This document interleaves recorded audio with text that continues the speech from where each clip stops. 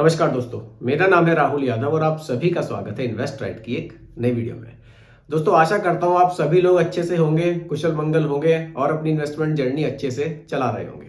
इस investment journey में आपको किसी तरह की कोई हेल्प मुझसे चाहिए, कोई आपके मन में कंफ्यूजन हो किसी तरह का इन्वेस्टमेंट को लेकर, आपको एसआईपी शुरू करनी है, म्यूचुअल फंड में लमसम करना है, कुछ भी है, आप लोग मुझे कमेंट कर सकते हैं। रिप्लाई मैं आप लोगों को जरूर करूंगा और वीडियो के माध्यम से करूंगा।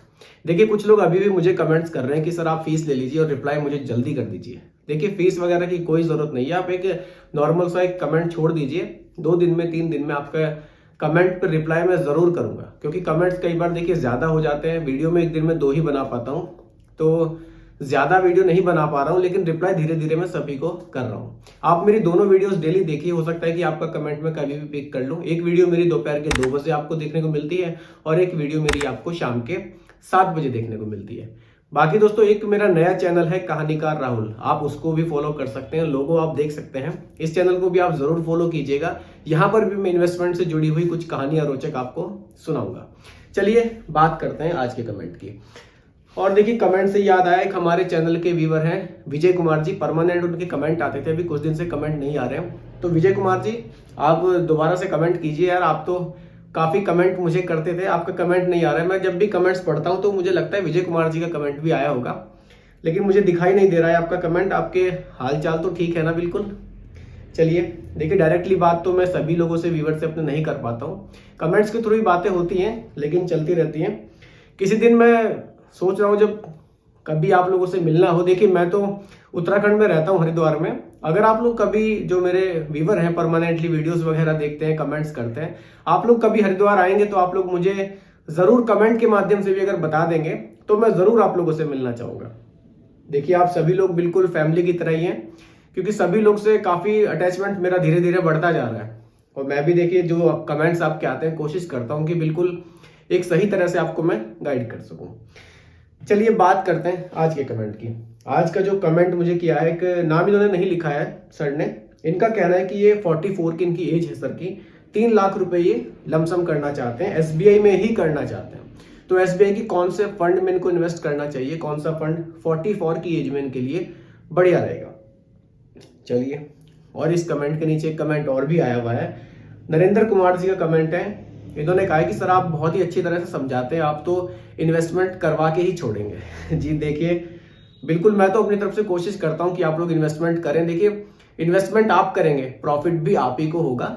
लेकिन मुझे अच्छा लगता है इस टॉपिक पर वीडियो बनाना, आपको म्यूचुअल फंड के बारे में समझाना। मुझे ये टॉपिक पर्सनली बहुत पसंद है, फाइनेंस का टॉपिक तो बहुत ही पसंद है, इसलिए मैं आप लोगों को इतनी अच्छी तरह से इन चीजों को समझा पाता हूँ। तो आप लोग बिल्कुल, मैं तो चाहूंगा कि आप लोग इन्वेस्ट करें। मैं अपने एक एक व्यूवर से चाहूंगा कि वो भले एक छोटी सी एसआईपी करे, लेकिन करे जरूर।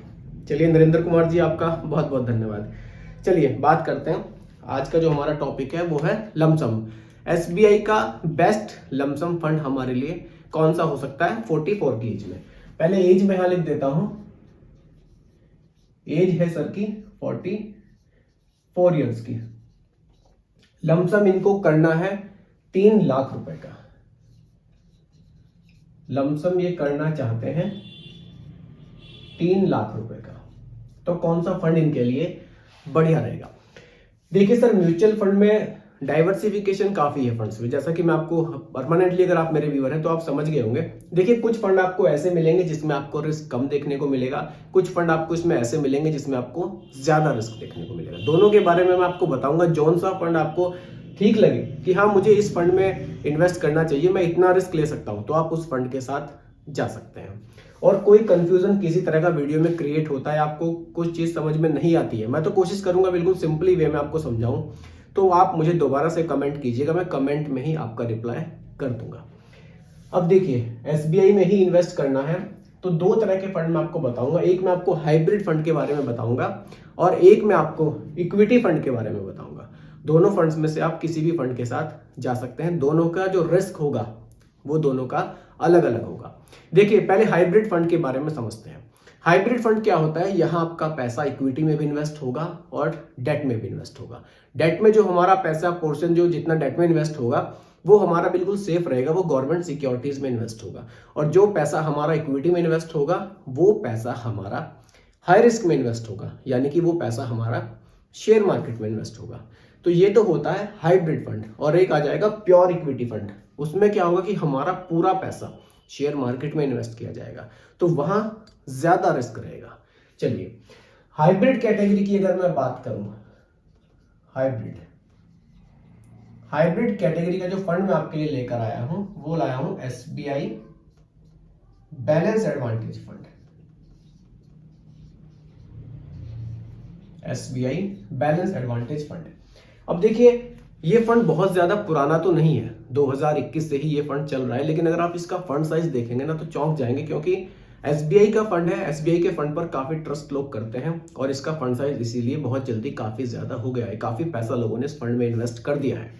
और देखिए फंड ज्यादा पुराना नहीं है, फिर भी इसकी होल्डिंग्स को देखकर हम आइडिया लगा सकते हैं कि हाँ होल्डिंग्स अच्छी है फंड की, तो फ्यूचर में हमें अच्छे रिटर्न्स दे सकता है। और देखिए वैसे भी balance advantage fund dynamic asset allocation के साथ ये फंड आता है। इस फंड में एक बेनिफिट आपको ये भी देखने को मिलेगा कि अगर मार्केट कंडीशन ऐसी है कि इक्विटी में हमें शायद प्रॉफिट ना बने, फंड मैनेजर को ऐसा लगता है, तो वो अपने पैसे का पोर्शन डेट में बढ़ा सकते हैं, यानी कि वो हमारा पैसा सेफ साइड रख सकते हैं। और अगर उनको लगता है कि अभी अच्छा मौका है, शेयर मार्केट से पैसा बन सकता है आगे, तो फिर वो हमारे पैसे को शेयर मार्केट में इन्वेस्ट कर देते हैं। तो ये इसमें एक बड़ा एडवांटेज हमें देखने को मिलता है। चलिए इसकी और डिटेल में बात कर लेते हैं एसबीआई बैलेंस एडवांटेज फंड की। फंड साइज कितना देखने को मिलता है वो सब हम लोग अब देख लेते हैं। चलिए अब सीधे चलते हैं एसबीआई बैलेंस एडवांटेज फंड की तरफ। हाइब्रिड कैटेगरी में डायनामिक एसेट एलोकेशन के साथ ये फंड आता है। चलिए सबसे पहले देखते हैं फंड साइज हमें कैसा देखने को मिलता है। एक्सपेंस रेशियो देखेंगे और उसके बाद होल्डिंग्स देखेंगे। होल्डिंग्स से आपको क्लियर हो जाएगा कि हाँ फंड जो हमारा है ये हमारे पैसे को इन्वेस्ट कहां कर रहा है। देखिए फंड साइज की अगर मैं बात करूं 26,478 करोड़, 26,478 करोड़ का फंड साइज है। काफी बड़ा फंड साइज है। केवल 2-2.5 साल पुराना ये फंड है, 2 साल 5 महीने पुराना है, उसमें भी फंड साइज काफी बड़ा देखने को मिलता है। एक्सपेंस रेशियो 0.73% का हमें देखने को मिलता है। एक्सपेंस रेशियो वो खर्चे हैं जो हमसे लिए जाते हैं हमारे फंड को मैनेज करने के लिए। आगे बात करें होल्डिंग्स की। देखिए जैसा कि मैंने आपको बताया कि ये फंड इक्विटी में भी इन्वेस्ट करेगा और डेट में भी इन्वेस्ट करेगा। तो यहाँ डेट में जो पोर्शन इस फंड ने रखा है, फंड मैनेजर ने फिलहाल में जो डेट में पोर्शन रखा है वो 26% का रखा है, और इक्विटी में जो पोर्शन रखा है, इक्विटी में रखा है 48.6%।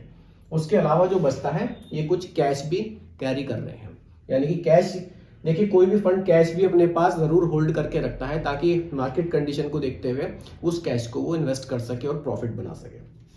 अब देखिए इक्विटी में जो पैसा इन्होंने इन्वेस्ट किया हुआ है, इक्विटी में अगर मैं चला जाऊं मार्केट कैप के हिसाब से देखूं, इस 48 में से भी 39% जो आपका पैसा है वो लार्ज कैप स्टॉक्स में ही इन्वेस्ट किया गया है, यानी कि बड़ी बड़ी कंपनियों में ही ज्यादा पैसा आपका इन्वेस्ट किया गया है।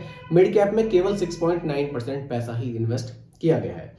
और देखिए अगर मैं रिटर्न्स की बात करूं, बहुत पुराने रिटर्न्स तो नहीं देख पाएंगे, लेकिन लास्ट के 1 ईयर के रिटर्न्स अगर आप देखें, रिटर्न्स ज्यादा पुराने रिटर्न्स तो नहीं देख पाएंगे, लास्ट के 1 ईयर के रिटर्न्स अगर आप देखें 25.92% के रिटर्न्स इस फंड ने जनरेट किए हैं। लगभग 26% के रिटर्न्स, बहुत ज्यादा रिटर्न्स इस फंड ने बनाए हैं। काफी बढ़िया रिटर्न्स इस फंड ने बनाए हैं। देखिए लॉन्ग टाइम में इतने रिटर्न्स मिलेंगे इसकी तो गारंटी नहीं है, हो सकता है कि रिटर्न्स हमें कम मिले, और बाकी में लॉन्ग टाइम में तो 25-26% के रिटर्न्स इससे नहीं मिलेंगे हमें, मैं मान रहा हूं। लेकिन देखिए होल्डिंग्स फंड की बढ़िया है। अगर आप थोड़ा सा इक्विटी के मुकाबले थोड़ा सा अपना पैसा सेफ रखना चाहते हैं तो ये फंड आपके लिए एक अच्छा ऑप्शन हो सकता है। सेकंड ऑप्शन की मैं बात करूंगा प्योर इक्विटी फंड की। अब उस पर चलते हैं। देखिए उसमें भी जो फंड मैंने आपके लिए चूज किया है, वो जो मैंने फंड चूज किया है वो किया है large and mid cap category का फंड। अब उस फंड को लेने से क्या फायदा है उसको हम लोग समझते हैं। सीधा चलते हैं large and mid cap fund की तरफ। यहां मैं लिख देता हूं large and mid cap. SBI large and mid cap fund ये रहेगा हमारा। इसके बारे में बात कर लेते हैं। देखिए इस फंड में इन्वेस्ट करने का फायदा आपको क्या रहेगा। देखिए, अगर आप केवल लार्ज कैप स्टॉक में इन्वेस्ट करते हैं, यानी कि लार्ज कैप फंड्स में ही अगर आप पैसे को इन्वेस्ट करेंगे, तो वहां आपको रिटर्न्स इसके मुकाबले कम देखने को मिलेगा।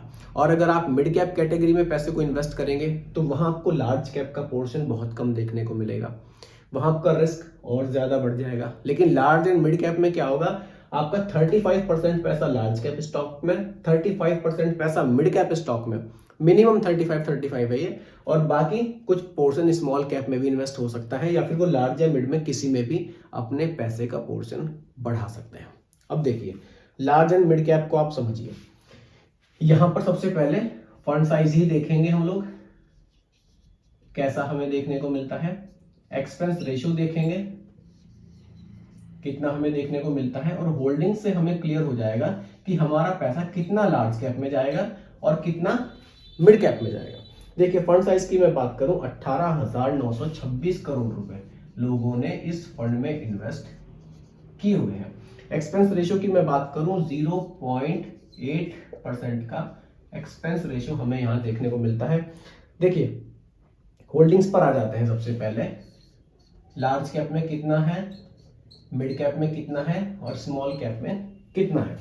लार्ज कैप में 42.99%, लगभग 43% पैसा तो आपका बड़े स्टॉक्स में इन्वेस्ट किया जाएगा, यानी कि इंडिया की टॉप 100 कंपनी के स्टॉक में इन्वेस्ट किया जाएगा। मिड कैप में 39.68% पैसा, और स्मॉल कैप में तो बहुत ही कम है। नहीं, स्मॉल कैप में भी उन्होंने ठीक ठाक रखा हुआ है, 14.55% पैसा।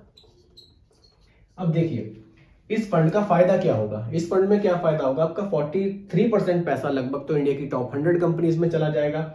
लगभग 40% पैसा उन कंपनी में चला जाएगा जिनकी रैंकिंग 101 से लेकर 250 तक आ जाती है, और थोड़ा सा रिटर्न्स भी हमें अच्छे मिले, थोड़ा सा रिस्क लेकर भी ये फंड चल रहा है। तड़का इन्होंने स्मॉल कैप का भी लगाया है, लगभग 14.5% का।